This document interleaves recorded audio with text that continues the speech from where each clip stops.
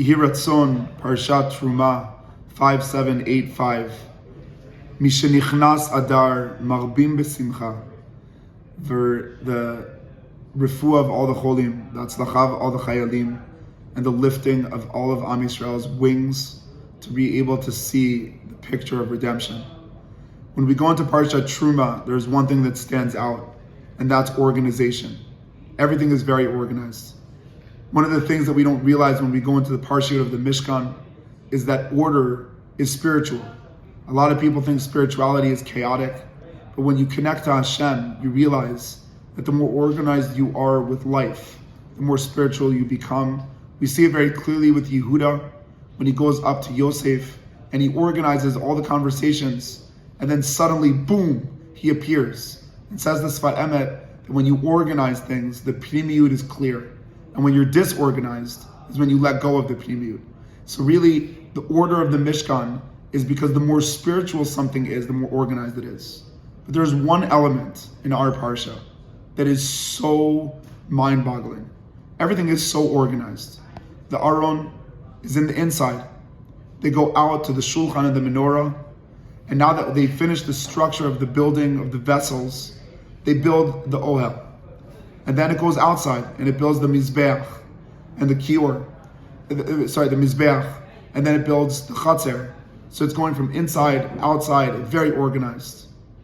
And then you look and you're like, where's Mizbeach HaKtoret? Where did it go? It's supposed to be there. What, they forget? They made a mistake? It ran away?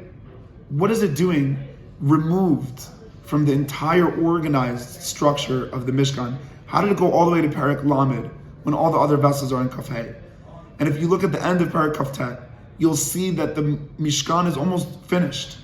Right? It says V'shachanti b'tocham, and then in Perek Kaf Hey, at the beginning, that's the goal. And then it says that Hashem does that in Perek Kaf Tet. We got to there. And then suddenly, right after that, Perek Lamed, the Mizbeach HaKtoret appears. And so everyone's bothered by this. And one of the beautiful answers from the Ramban is that there's two different goals within the Mishkan. One goal of the Mishkan is to fix the sin. And the sin was the sin of Chet HaEgel.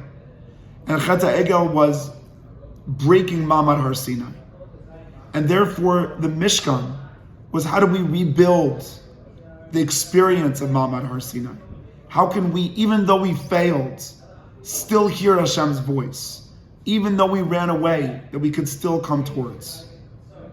But comes the Ramban and says, that's all about fixing sin. That's all about dealing with things that are broken. But what's the greatest problem we have? That we forget perfect.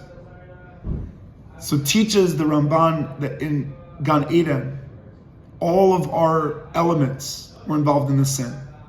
We saw the tree. We ate. We listened to the snake.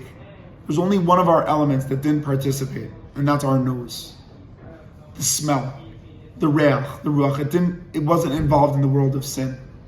What vessel in the Mishkan is dealing with this essence of smell? And the answer is Mizbeach HaKtoret. Mizbeach HaKtoret reminds us, yes, you might have sinned, but there's still something called perfect. And therefore it removes itself from the structure of the Mishkan, which is dealing with how do you deal with brokenness. One of the things we have to remind ourselves is that there's also perfect. How much brokenness have we seen in the world in the last year and a half? All of us that saw the funerals of Bibas, that see the bodies coming back from Gaza, people that we dreamt of to come back home.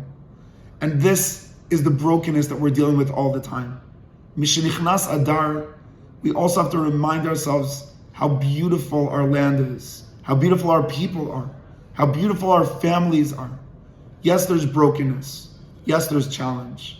But that cannot be the only way that we deal with it. We need to remember Mizbeach HaKtoret. And we need to associate and link ourselves to the things that might be really, really hidden, but they're still there. The beautiful, perfect essence of smell, of reach, of ruach. That's another piece of what it means to find Hashem in our lives.